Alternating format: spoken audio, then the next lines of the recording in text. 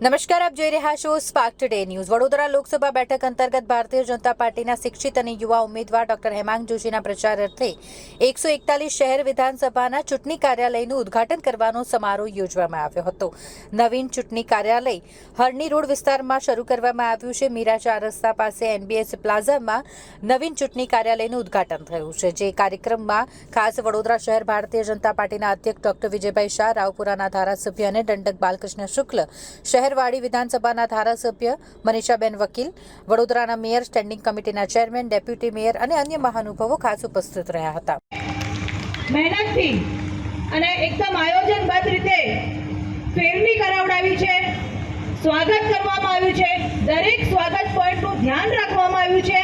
એવી રીતે જે તમે કામ કર્યું છે વોર્ડ વાઇઝ, એના માટે ખરેખર ખૂબ મહેનત અને તમે જે દિલથી કામ કર્યું છે। મારે આજે કહેવું છે કે આજે આ જ્યારે કાર્યાલયનું ઉદ્ઘાટન છે ત્યારે એક સ્થળ નક્કી થયું છે। આજથી બધા જ કાર્યકર્તાઓ, વોર્ડના પ્રમુખ હોય, કાઉન્સિલર હોય, અન્ય કોઈ હોદ્દેદાર હોય, વિસ્તારમાં રહેતા આગેવાન હોય, સૌના માટે આ એક એવું સ્થળ બનશે જ્યાં આપણે આયોજનબદ્ધ રીતે બધા કામ કરીશું।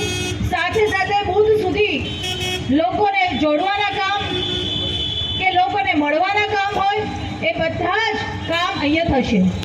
એની જવાબદારી જેમના શિરે છે તેવા માન્ય શ્રી મિનેશભાઈ પંડ્યા, વડોદરાના યુવા મોરચાના અધ્યક્ષ માન્ય શ્રી પાર્થભાઈ પુરોહિત, વડોદરાની અમારી ભારતીય જનતા પાર્ટીની સંગઠનની ટીમના શહેરના પ્રતિનિધિ કોમલબેન કુકરેજા, લકુલેશભાઈ ત્રિવેદી, પરસોત્તમભાઈ હેમનાની, ઘનશ્યામભાઈ દલાલ, વોર્ડ નંબર 4, 5, 6, 15, 7 અને 3 માન્ય ચૂંટાયેલા પ્રતિનિધિઓ, કાઉન્સિલરશ્રીઓ, સંગઠનની ટીમ અને આ શહેર વિધાનસભા વિસ્તારના આપ સૌ કાર્યકર્તા ભાઈઓ અને બહેનો, ભારતીય જનતા પાર્ટી વડોદરા મહાનગર તરફથી સૌ પ્રથમ વિધાનસભાના માન્ય ધારાસભ્ય શ્રીમતી મનીષાબેન વકીલને ખૂબ ખૂબ અભિનંદન આપું છું।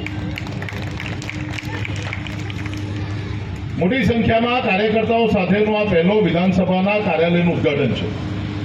રાવપુરા વિધાનસભાનું કાર્યાલય 23મી જાન્યુઆરીથી શરૂ થઈ ગયું, કારણ કે જ્યારે મધ્યસ્થ કાર્યાલયની સમગ્ર ગુજરાતમાં શરૂઆત કરી ત્યારે લોકસભાનું આપણું મધ્યસ્થ કાર્યાલય રાવપુરામાં હતું અને 23મી જાન્યુઆરી એટલે કે રામ લલ્લાના પ્રાણ પ્રતિષ્ઠાના બરાબર બીજા દિવસે સમગ્ર ગુજરાતના 26 લોકસભા મધ્યસ્થ કાર્યાલયની શરૂઆત કરી। આ મધ્યસ્થ કાર્યાલય એ રાવપુરા વિધાનસભા ખાતે હતું અને માટે રાવપુરા વિધાનસભાના કાર્યાલયની શરૂઆત એ 23મી જાન્યુઆરીના રોજ થઈ। 21મી એપ્રિલના રોજ સયાજીગંજ વિધાનસભાના કાર્યાલયની શરૂઆત થઈને આજે 24મી એપ્રિલના રોજ આપણે શહેર વિધાનસભાના કાર્યાલયની શરૂઆત કરવા જઈ રહ્યા છે। આવતીકાલે એટલે કે 25મી એપ્રિલના રોજ અકોટા વિધાનસભાના કાર્યાલયની શરૂઆત કરીશું અને 26મી એપ્રિલના રોજ માંજલપુર વિધાનસભાના કાર્યાલયની સાથે વડોદરા મહાનગરના 5 વિધાનસભાના કાર્યાલયની આપણે શરૂઆત કરવા જઈ રહ્યા છીએ।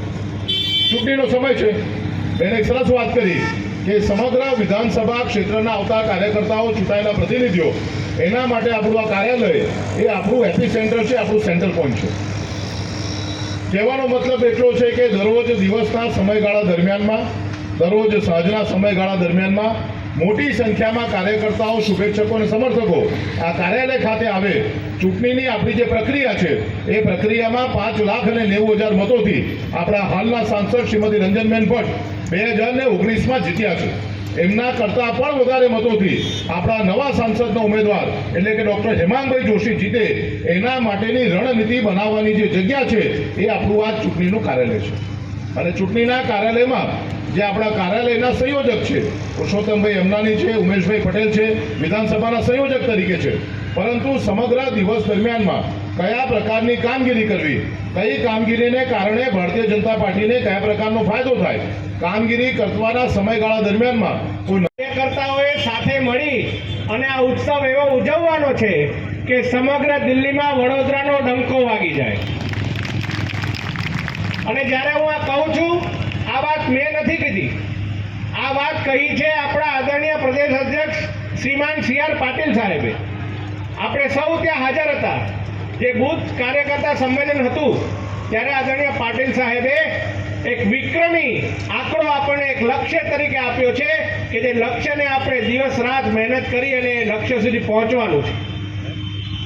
ત્યારે હું આપ સૌને એ બાબતની ખાતરી આપું છું કે જ્યારે કાર્યકર્તા તરીકે આપ પ્રજાની વચ્ચે જવાના છો,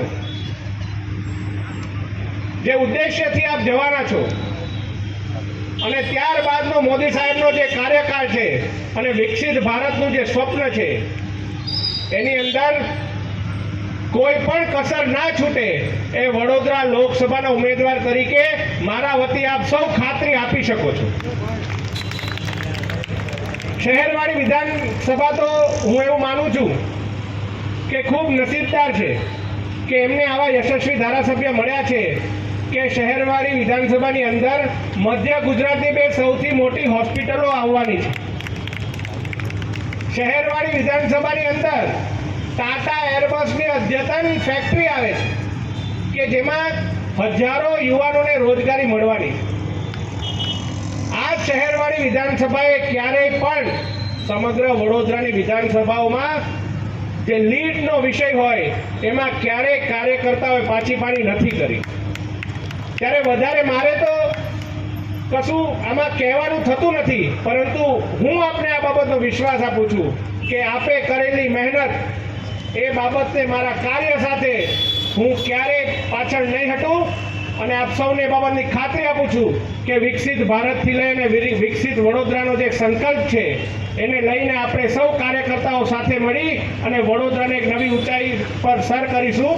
અને આ સાથે મને આટલી શાંતિથી આપ સૌએ સાંભળ્યો એ બદલ હું આપનો આભાર માનું છું.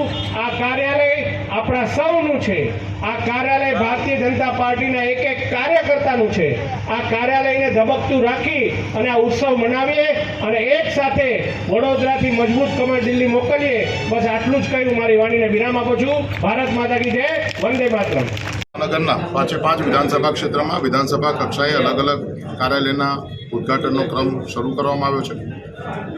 માનનીય મુખ્યમંત્રી શ્રી ભૂપેન્દ્રભાઈ પટેલના ઉપસ્થિતિમાં સયાજીગંજ વિધાનસભાના કાર્યાલયનું ઉદ્ઘાટન કરવામાં આવ્યું અને આજે શહેર વિધાનસભાના કાર્યાલયનું ઉદ્ઘાટન રાખ્યું છે. આવતીકાલે અકોટા વિધાનસભાના કાર્યાલયનું ઉદ્ઘાટન થશે અને ત્યાર પછી માંજલપુર વિધાનસભાના ઉદ્ઘાટનનો કાર્યક્રમ રાખવામાં આવ્યો છે. કાર્યકર્તાઓએ જે સ્થળેથી સમગ્ર ઇલેક્શન દરમિયાનમાં અલગ અલગ પ્રકારની કામગીરી કરવાની છે, જ્યાંથી એમના કાર્યક્રમના સંદર્ભની બધી માહિતી મળવાની છે, એવા આ કાર્યાલયના આજે શુભારંભમાં માન્ય વિસ્તારના ધારાસભ્ય અને પૂર્વ મંત્રી શ્રીમતી મનીષાબેન વકીલ, બાળુભાઈ શુક્લા, જે અત્યારે આપણા મુખ્ય દંડક છે, વડોદરા શહેરના માન્ય મેયર શ્રીમતી પિંકીબેન, શહેર વિધાનસભામાં રહેવાસી અને કોર્પોરેશનના સ્થાયી સમિતિના અધ્યક્ષ ડૉક્ટર શીતલભાઈ, અમારા સાથી મહામંત્રી સત્યનભાઈ, અન્ય સૌ કાર્યકર્તાઓ ઉપસ્થિત છે. ત્યારે આવનારા 7મી મે સુધીના આ ઇલેક્શનની જગ્યા એ બધી જ બાબતોની નિર્ણાયક ભૂમિકામાં કાર્યાલય હોવાથી આ કાર્યાલયમાં બધા જ કાર્યકર્તાઓના માધ્યમથી ભારતીય જનતા પાર્ટીને વધુને વધુ લીડ મળે એના માટેની ચિંતા કરવામાં આવનાર છે. ત્યારે આજના કાર્યક્રમના ઉદ્ઘાટન પ્રસંગે સૌને ખૂબ ખૂબ અભિનંદન આપું છું. ભારતીય જનતા પાર્ટીના તમામ દેવ દુર્લભ કાર્યકર્તાઓના મંદિર એવા આપણા શહેરવાળી વિધાનસભાના મધ્યસ્થ કાર્યાલયનું આજે ઉદ્ઘાટન કરવામાં આવ્યું. વડોદરા લોકસભાના ચૂંટણી સંદર્ભે આજથી આ કાર્યાલય ધબકતું થશે અને શહેરવાળી વિધાનસભાના તમામ ચૂંટણી સંબંધિત કાર્યો આ કાર્યાલયથી થવાના હોય. આજે આ કાર્યાલયના ઉદ્ઘાટન પ્રસંગે આપણા ગુજરાત વિધાનસભાના મુખ્ય દંડક શ્રી બાલકૃષ્ણ શુક્લજી, આપણા આ વિસ્તારના ધારાસભ્ય, લોકપ્રિય ધારાસભ્ય, પૂર્વ મંત્રી એવા શ્રીમતી મનીષાબેન વકીલજી, ભૂપેન્દ્ર લાખાવાલાજી, કોર્પોરેશનની સમગ્ર ટીમ, આપણા શહેર સંગઠનના અધ્યક્ષશ્રી, મહામંત્રીશ્રીઓ અને સર્વે કાર્યકર્તાઓ સાથે મળી અને આ કાર્યાલયનું ઉદ્ઘાટન કર્યું. અને આજથી આપના માધ્યમથી શહેરવાળી વિધાનસભા સર્વે કાર્યકર્તાઓ, મતદારોનું આ કાર્યાલયમાં હાર્દિક સ્વાગત છે.